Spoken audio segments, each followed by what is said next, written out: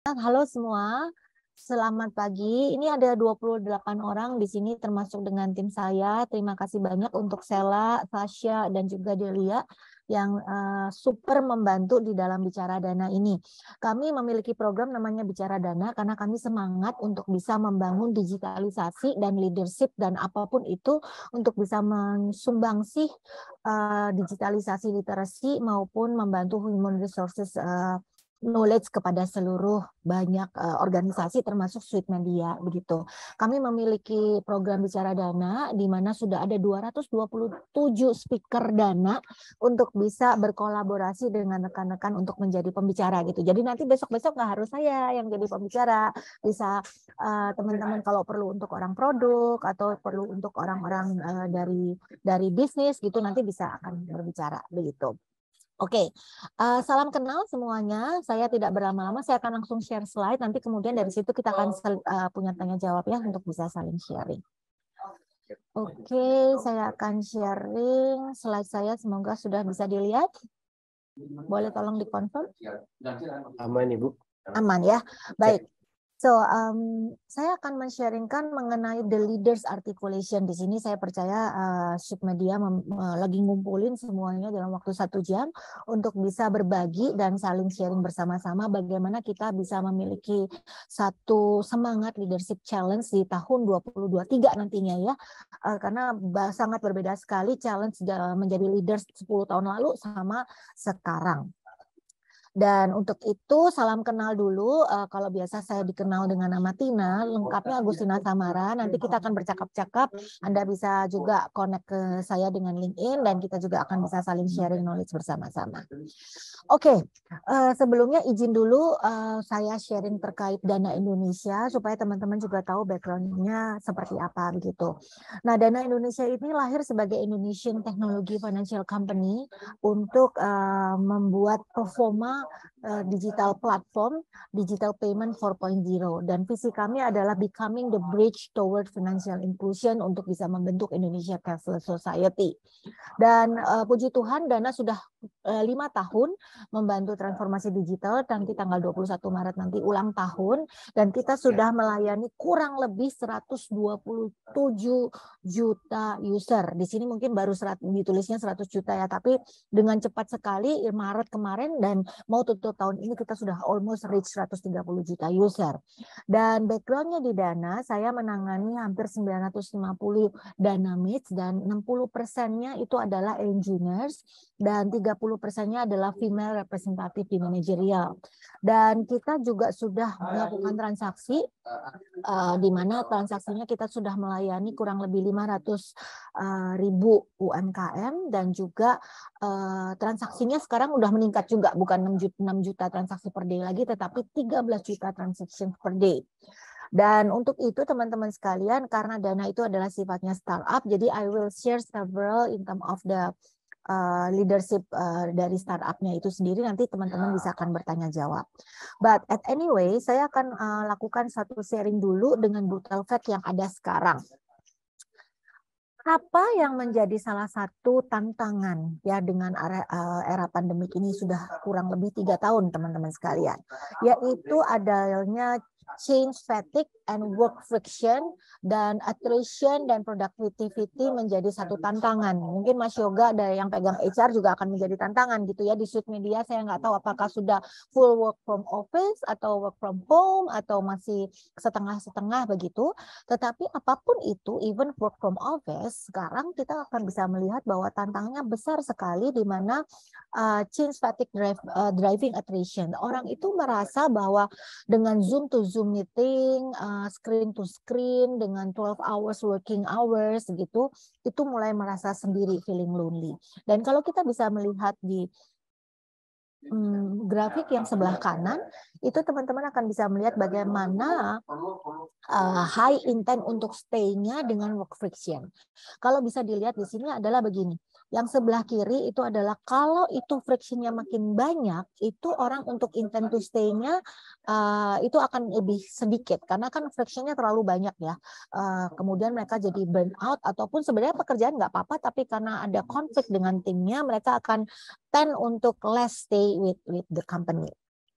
Dan kalau kita bisa melihatnya dari sana, itu adalah kenapa trigger cause-nya, majority of the team conflict, itu ada 5 di sini. Yaitu teman-teman bisa lihat di sini paling besar itu mulai dari performance standard, orang itu mulai less performance, kemudian unreasonable time constraint, bekerja sudah 24 jam, itu kita sudah tidak bisa lagi membedakan mana office hour, mana tidak. Nah, ini nanti saya akan share bahwa di Dana itu kita believe in terms of work-life integration instead of working hours yang 8 to 5 atau 9 to 6 gitu. Dan kalau kita lihat majority of the team conflict actually tidak lain dan tidak bukan sebenarnya adalah communication difference. Communication difference ini makin diperparah.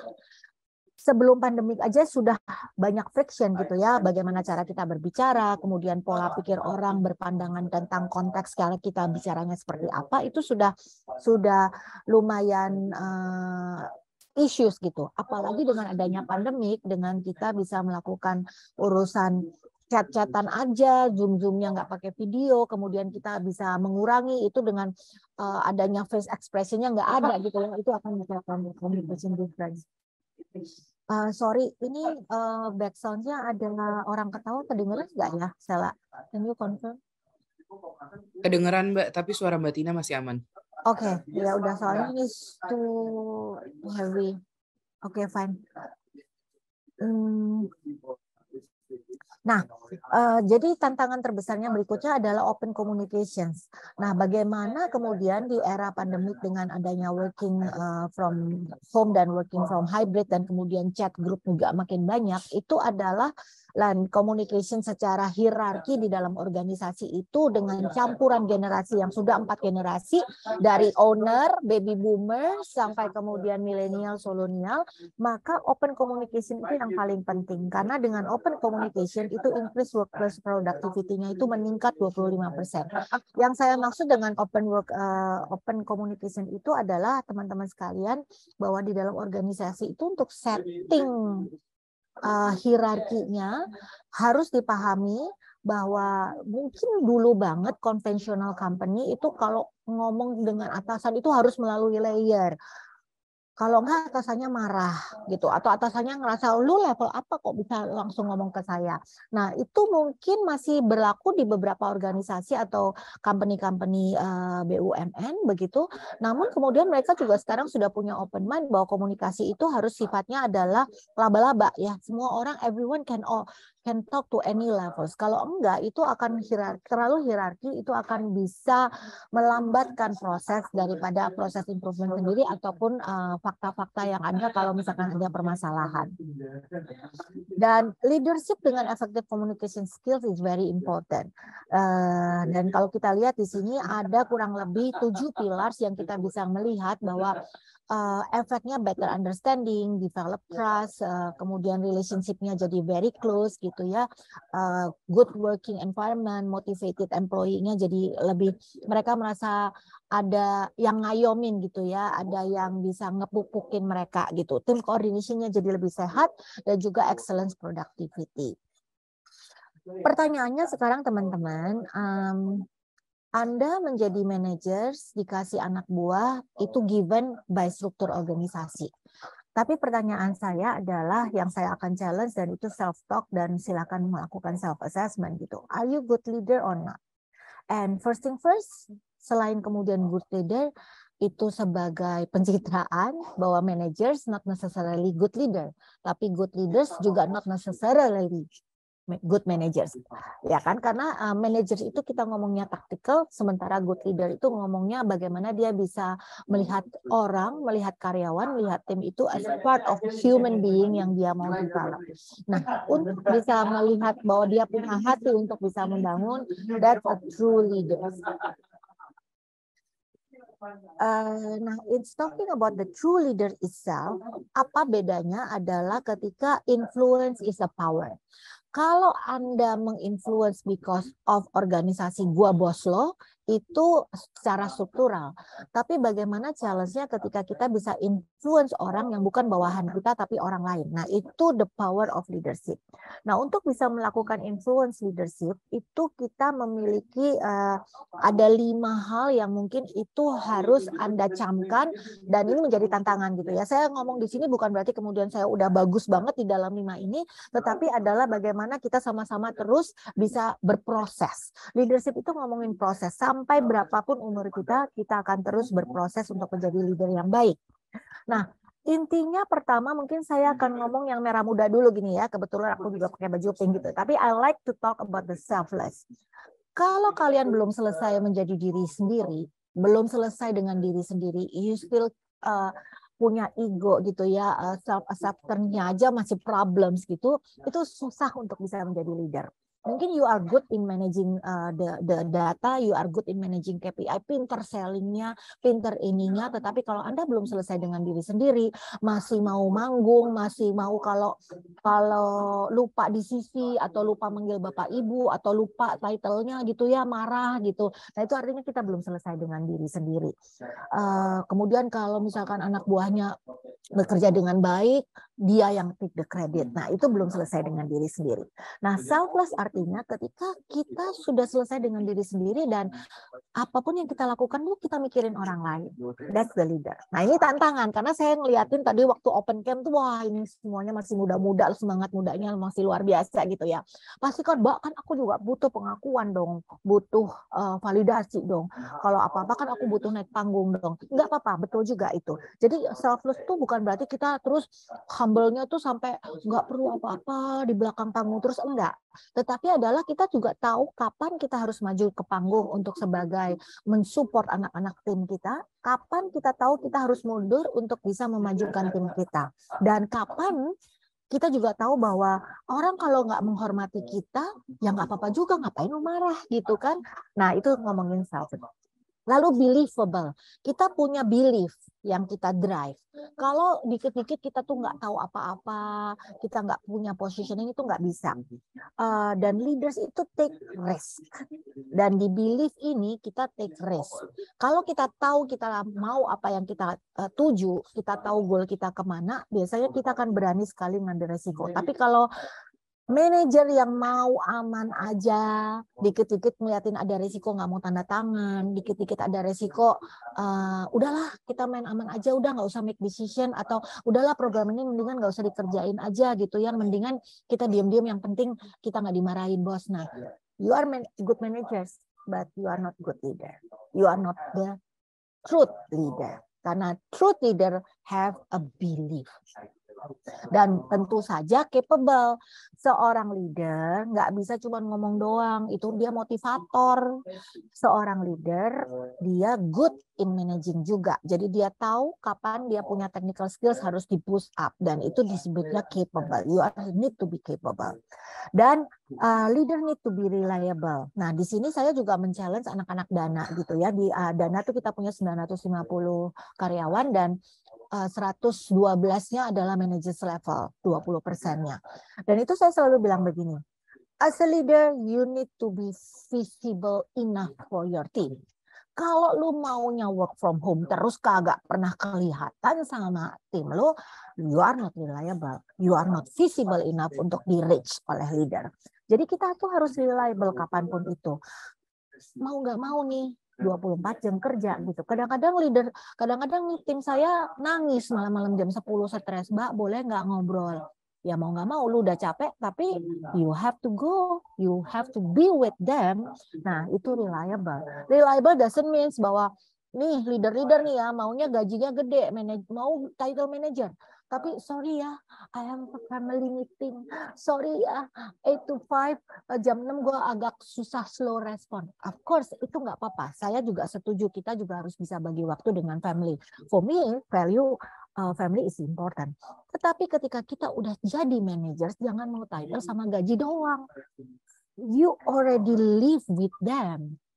Kalau saya punya anak kandung, maka saya punya 950 anak dana gitu. Nah, as a HR yoga juga sebagai bapaknya anak-anak Swiss Media, are you capable enough, are you reliable enough untuk di-conduct 24/7 and all the 23 managers here gitu.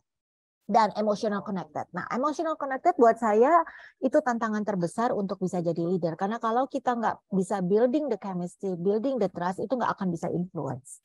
Dan untuk itu menjadi tantangan. Saya juga bukan bisa membuat bangun emotional connected to all my teams gitu, karena timnya juga macam-macam gitu ya. Mereka salah respect dengan kita, salah mengerti kita gitu. Anak-anak muda maunya kalau Mbak Tina tuh harusnya gaul-gaul dikit gitu, sementara kita sibuk gitu. Atau salah chat dikit mereka nggak salah paham gitu. Nah, itu kita harus fine tune lagi dalam urusan ini. Tetapi intinya adalah 5 hal ini bisa membantu teman-teman how you become a truth leader.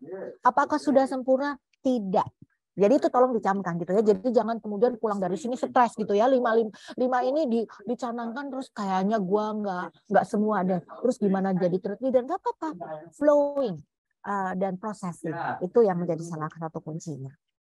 And untuk bisa doing this kind of things teman-teman sekalian, managing and coaching itu harus di-combine together. You cannot just going into the managing only tanpa coaching, tapi juga nggak bisa coaching doang, kasih feedback doang, tapi nggak pernah punya structure thinking untuk bisa eksekusi di lapangan. Nah, apa bedanya? Managing itu kamu hard skills-nya yang di-push. Talking about KPI. Kenapa KPI kamu nggak achieve? Yuk kita kerjain ini. Kamu punya jawaban ketika mereka sudah di jalan buntu gitu. Doing transitional leadership. Nah, ini saya kasih istilah transactional leadership. Bagaimana kita balancing transaksional dengan leadership as a coach. Nah, itu menjadi salah satu challenge gitu ya. Jadi di managing itu directive communication-nya, fokus transactional, execution itu semuanya di manajer. Tapi kemudian nggak bisa itu tok yang dikerjakan. Tim ini kan butuh development, butuh diayomi, butuh dipupuk lah bahasa anak sekarang. Nah, bagaimana cara pupuknya? Itu coaching. Kita cek regularly ke mereka. Kadang-kadang butuh tenaga sih emang. Sela, kamu baik-baik aja. Sasha, ayo oke. Nah, itu kita harus checking gitu. Mbak, ntar kalau kemudian timnya bilang nggak oke, kita siap nggak hearing? Nah, itu dia gitu. Makanya kadang-kadang manajer tuh males banget untuk ngecek karena once kemudian nggak oke, gue juga lagi sejam harus dengerin mereka. Tapi that's the truth gitu. When you are already in the high level, the time is not only your time anymore gitu. Your time is the team time gitu. Nah, jadi ask question, give feedback, set visions tadi ya. You need to have a belief dan kamu harus supportive.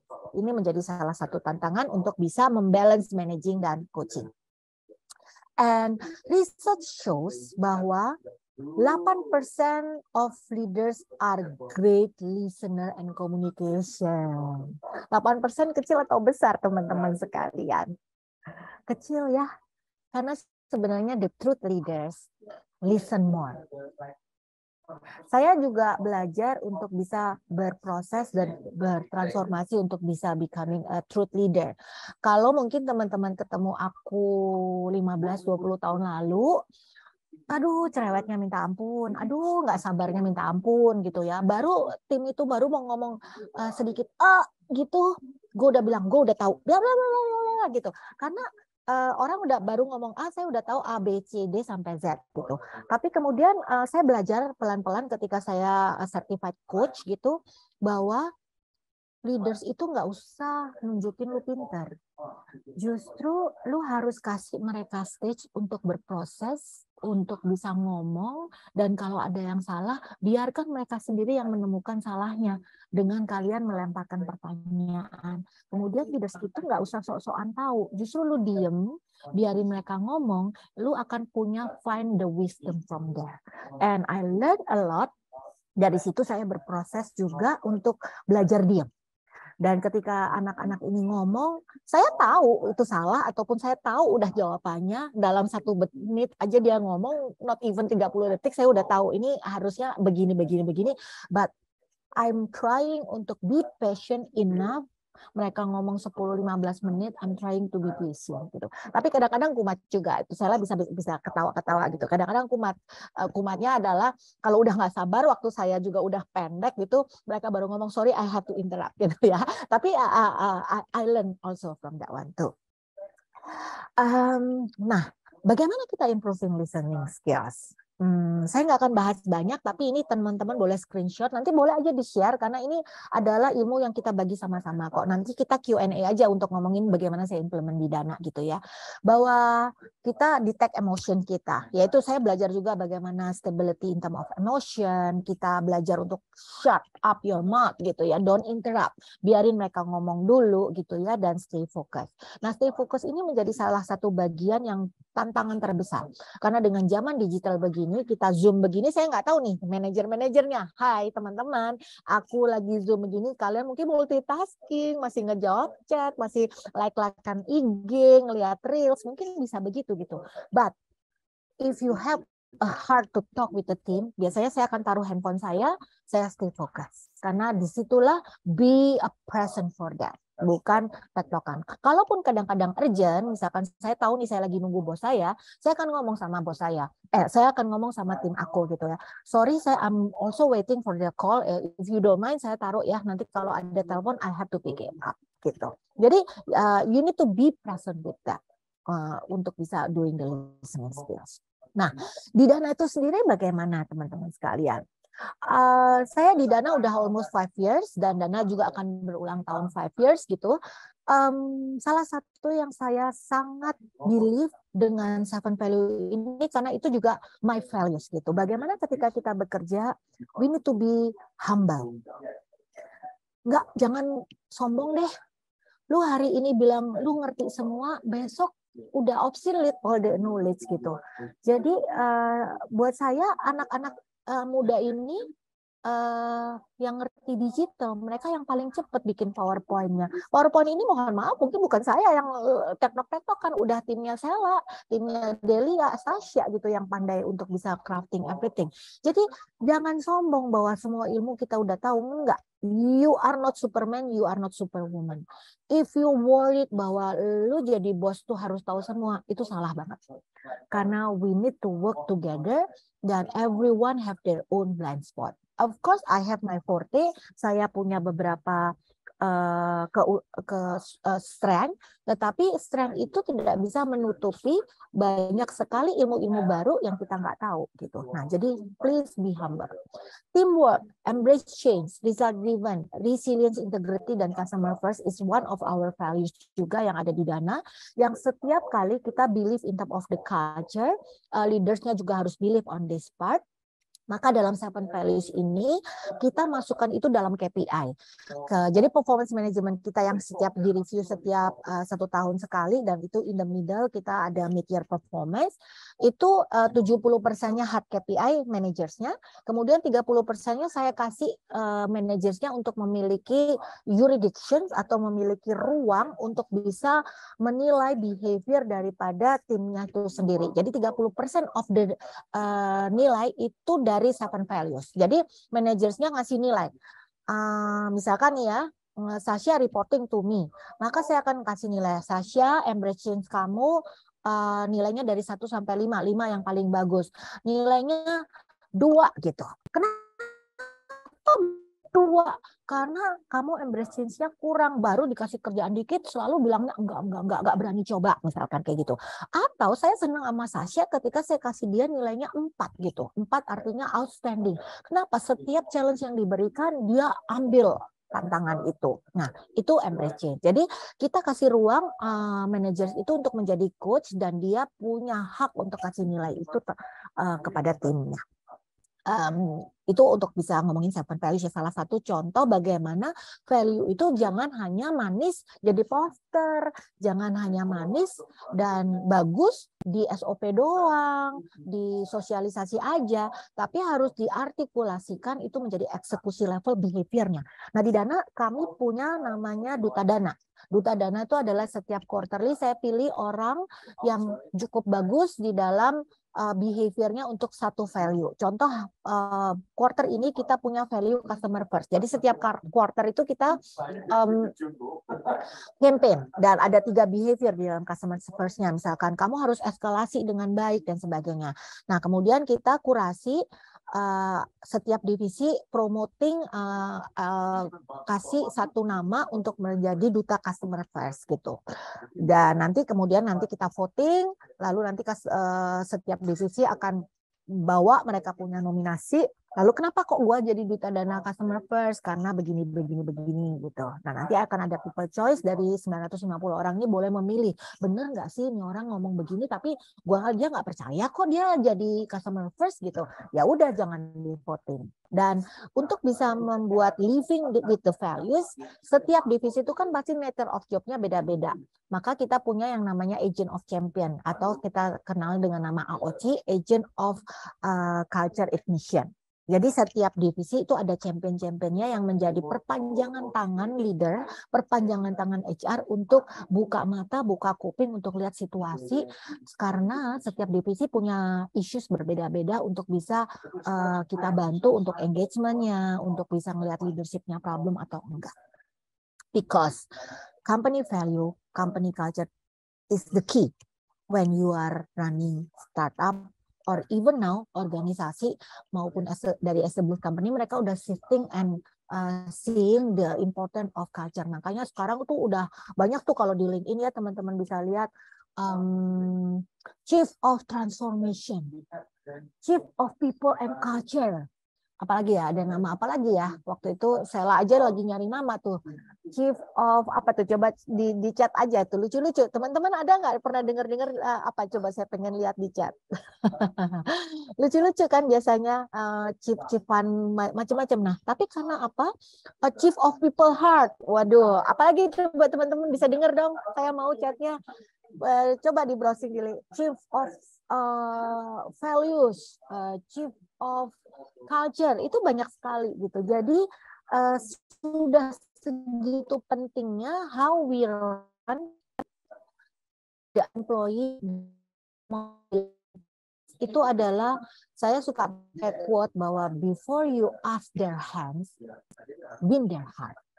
Karena apa? Maksudnya adalah before you ask their hand, before lu suruh dia kerja rodi sama lo, kerja rodinya kepaksa atau willing itu akan different. Karena kalau dia kerja willing itu karena kita juga udah engage with them, kita udah being with them in terms of with their heart. Karena chemistry-nya udah masuk. Nah, ini panjang kali lebar teman-teman. Kalau ngomong chemistry saya juga punya tantangan gitu ya.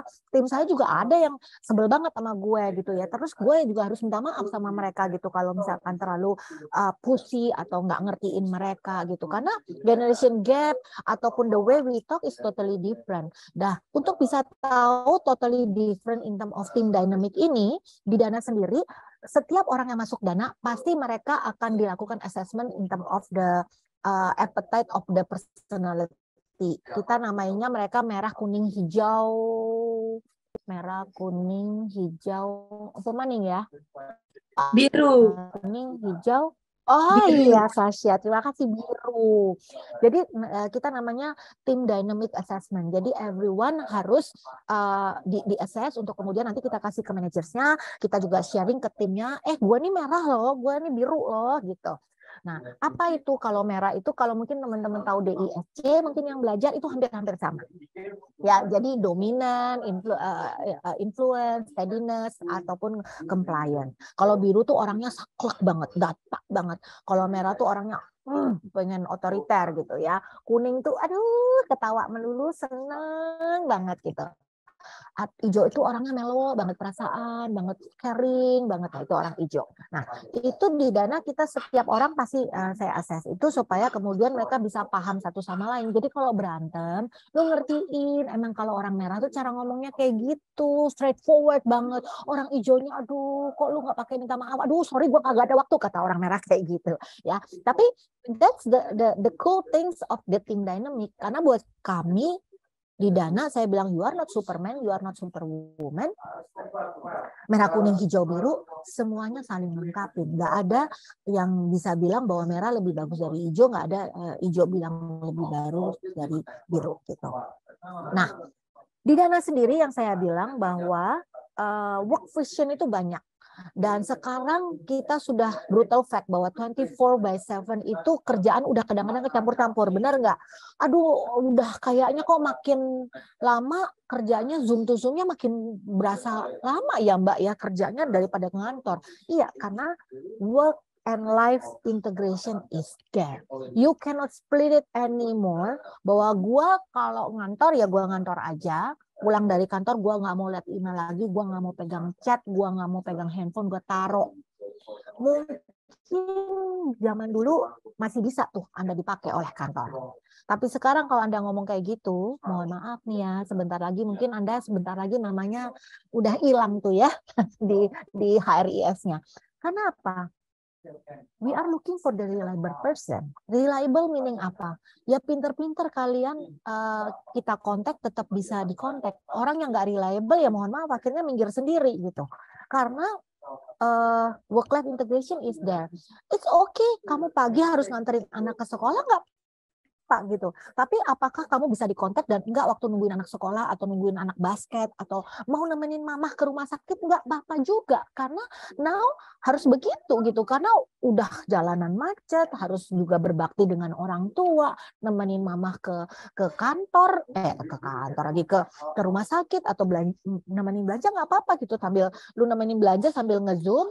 Nah cuman kita harus tahu diri kapan kita harus ngezoom sebagai peserta yang harus masih bisa sambil nyetir, kapan kita harus zoom duduk manis karena gue harus melihat data nih di screen. Nah itu kan kita yang tahu. You are the one who knows the time. You are the one who can be productive enough and split it mana distraction, mana interupsi, dan mana you need to be productive. Nah kadang-kadang leadersnya sendiri nggak tahu cara self time management yang bagus. Gimana lo mau ngajarin orang gitu. Jadi permisi tanya, hai para leader dan para manajer di Sweet Media gitu. How you really have to combine work life integration-nya with the high professional ethic. Mohon maaf kadang-kadang korupsi waktu banyak juga gitu ya. Mumpung di rumah nih ya. Gitu. Kayaknya ya jujur-jujuran kan kita dibayar gajinya 8 jam. Mohon izin 8 jamnya sangat efektif atau lu korupsi. Nah, itu Anda sendiri ya yang bisa jawab. Nah, key strategy of improving your communication skills karena komunikasi itu yang paling problem, yang bisa jeopardize culture dan yang bisa membuat tim dynamic-nya friction. Dan kadang-kadang kita sebagai atasan itu suka males ngomong atau males berintrospeksi diri. Jadi ini adalah tips 13-nya, adapt the message with your audience. Jangan sok kepinter. Kalau memang kita lagi ngomongnya sama level intern, ya kita adjust dengan level intern.